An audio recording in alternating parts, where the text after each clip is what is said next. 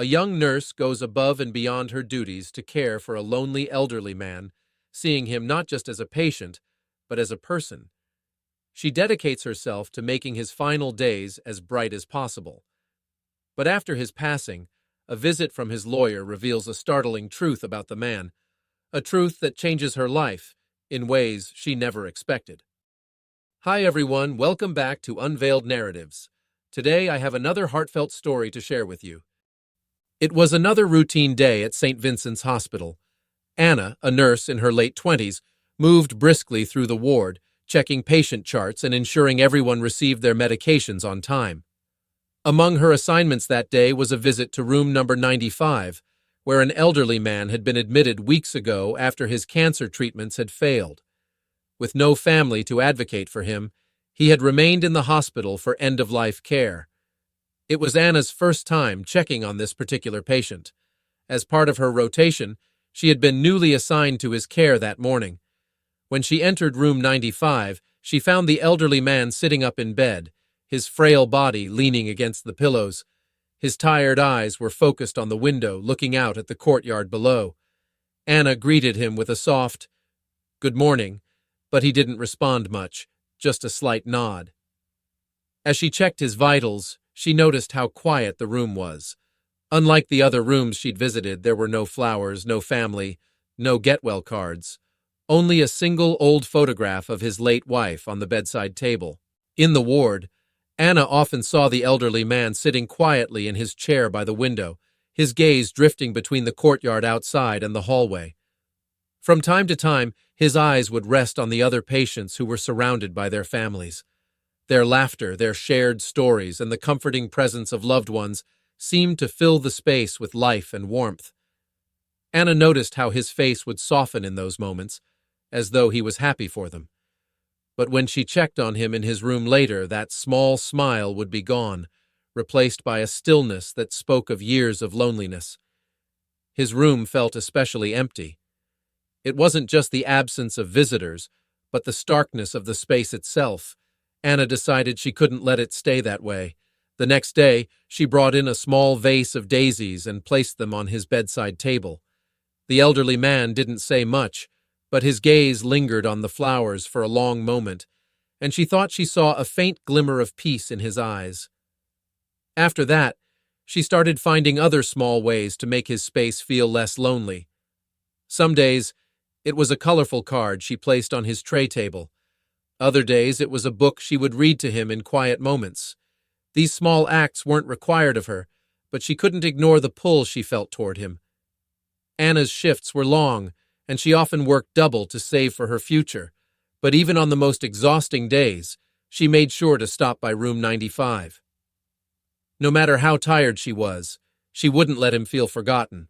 One evening, after a particularly grueling shift, Anna brought a warm cup of tea to his room. It wasn't in her job description, but she remembered how his face had lit up the first time she'd done it.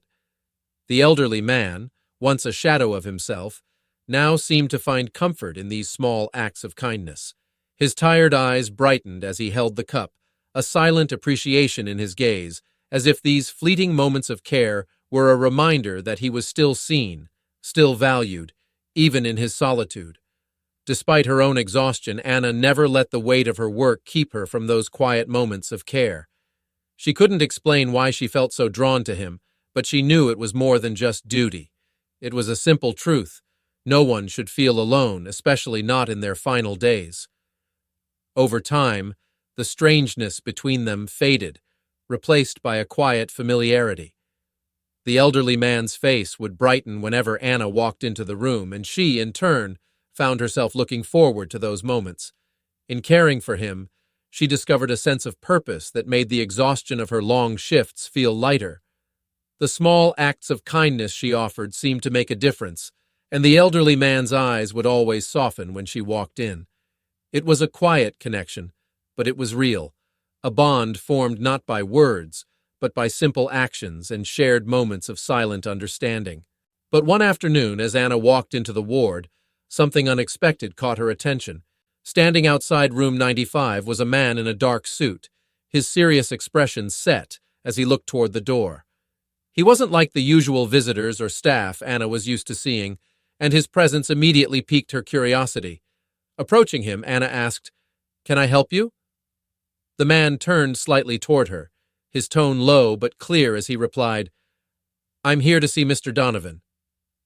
Mr. Donovan? Anna had never heard his full name. She had always known him simply as the lonely, elderly man in room 95. "I'm his lawyer," the man continued, holding up a business card. Anna's curiosity piqued. "I didn't know Mr. Donovan had a lawyer." The man nodded, his expression unreadable. "There's a reason for that. He's had no family to speak of for many years, but he wanted to make sure his wishes were carried out." Without further explanation, the lawyer turned and knocked gently on the door before stepping inside. Anna watched him disappear into the room, feeling a strange unease. What wishes? Why had Mr. Donovan felt the need to call a lawyer now? The thought stayed with her as she continued her rounds, though she didn't let herself dwell on it too long. Later, during her shift, Anna returned to room 95. Mr. Donovan was sitting quietly as usual, his eyes fixed on the window. She debated asking him about the lawyer, but stopped herself. It wasn't her place to pry. As much as she wanted to know more about his life, she didn't want to invade his privacy. She didn't ask. Instead, she continued to care for him as she always did, with gentleness and quiet understanding. But in the following days, something felt different. Anna began to notice subtle changes in the elderly man. He grew visibly weaker, his frail hands trembling as they rested on the blanket. His breaths became slower, more labored, yet despite his physical decline, his eyes still lit up whenever Anna entered the room. It was clear to her now, his time was slipping away. Determined to make his days brighter, Anna started spending more time with him after her shift ended. She often stayed, pulling up a chair by his bedside to sit quietly and talk with him about her life and childhood, ensuring he never felt alone. Though he rarely spoke, his nods and soft expressions said everything she needed to know. He wasn't just her patient anymore, he had become someone she genuinely cared for. In those quiet moments, she felt a deep sense of purpose, determined to make his last days as peaceful as possible. As her shift ended that night, she carried with her a small portable radio, something she had borrowed from the nurse's lounge. With a gentle click, soft classical music filled the quiet room. The elderly man lay in his bed, his frail body barely moving, but his eyes opened slightly at the sound. Anna smiled, pulling up a chair beside him. She adjusted his blanket carefully, ensuring he was comfortable, and then began speaking softly about the little things, the weather outside, the flowers blooming in the courtyard, and how peaceful the ward seemed that evening. She knew he couldn't respond much, but she also knew he was listening. His tired eyes softened, and for a moment, there was a trace of calm on his face. Before leaving, Anna placed a fresh lily on his bedside table, beside the photograph of the woman he always looked at. She paused by the door, taking one last glance at him. The room felt quieter than usual, almost serene. She left with a bittersweet feeling, hoping her small gestures had brought him a sliver of comfort. The next morning, as Anna stepped into the hospital, an unusual stillness seemed to settle over the ward. Something felt off, though she couldn't quite place it. As she walked past the nurse's station, a colleague gently touched her arm, their expression somber. "Anna, Mr. Donovan passed away last night." The words hit her like a wave. For a moment she couldn't move, her mind reeling as her heart ached. She had known his time was short, but the finality of those words felt heavier than she had expected. She nodded silently, not trusting herself to speak, and made her way to room 95. When she stepped inside, the emptiness of the room struck her. The bed was neatly made, the medical equipment removed, and the faint scent of antiseptic hung in the air. The room, once filled with quiet but poignant moments, now felt stark and hollow. Her gaze landed on the bedside table, where the photograph of the woman still sat, now accompanied by the lily she had placed there the night before. Anna's knees weakened, and she sat down in the chair she had often occupied during her visits. Her fingers brushed the edges of the photograph, and for a moment tears welled up in her eyes. She thought about the man who had sat in this bed, alone but dignified, carrying a lifetime of memories in his silence. Though grief washed over her, there was also a sense of comfort. She realized that in his final days, he hadn't been completely alone. She had been there, sharing moments of warmth and humanity, even when words weren't exchanged. The thought brought a bittersweet smile to her face, and as she stood to leave, she whispered softly, "Rest well, Mr. Donovan."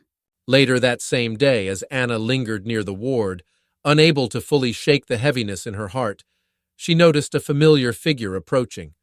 It was the lawyer who had visited Mr. Donovan just a few days ago. His expression was kind but solemn, and in his hand he held a small envelope. "Nurse Anna," he said, stopping before her, "Mr. Donovan asked me to deliver this to you after his passing.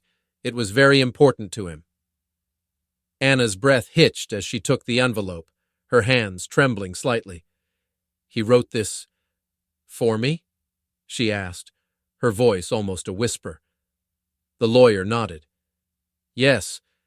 He also wanted you to know something about him, something he rarely shared. Mr. Donovan wasn't always alone. He was once a successful businessman, a self-made businessman who built a thriving company. But after losing his wife and having no children, he stepped away from it all, choosing a quiet, solitary life. You brought light back into his final days, and he wanted to honor you for that." Anna blinked, momentarily stunned. She had always wondered about the quiet sadness that lingered in his eyes, but she had never pressed him to share more. Tears welled up as she looked down at the envelope in her hands, her fingers trembling. Carefully, she opened it, revealing a letter written in shaky but deliberate handwriting. As she began to read, "Dear Anna, your kindness gave me peace in my final days. I have no family, so I've chosen to leave what I have to you. You once shared your dream of becoming a doctor, and I hope this helps you achieve it. Please accept it as my way of thanking you for your compassion and for making me feel seen and valued. May it bring you the happiness you deserve and help you fulfill your dreams. Mr. Donovan." Anna held the letter close, a profound sense of gratitude washing over her. In her effort to make an elderly man feel less alone, she had unknowingly created a bond that would transcend his final days. His gesture was a reminder that even the smallest acts of kindness can leave a lasting impact. If this story touched your heart, don't forget to like the video and share it with someone who believes in the power of compassion. And if you'd like to hear more inspiring stories like this one, subscribe to our channel and join us on this journey of kindness and humanity. Together, let's spread the message that even the smallest acts of care can change lives, sometimes in ways we least expect.